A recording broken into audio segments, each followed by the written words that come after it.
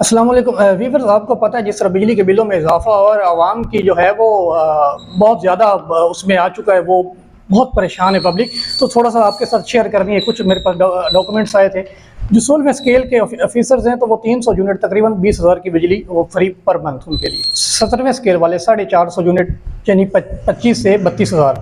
18वें scale वाले जो officer हैं वो 600 यूनिट यानी 30,000 से 42,000। 19वें स्केल वाले जो हैं वो 880 यूनिट यानी 50,000 से 55,000। 20वें स्केल वाले जो हैं वो तकरीबन 1200 यूनिट 70,000 रुपये के करीब वो हमारे टैक्सेस के पैसों से वो बिजली जो है वो यूज़ करते हैं और उनके लिए बिल्कुल फ्री है।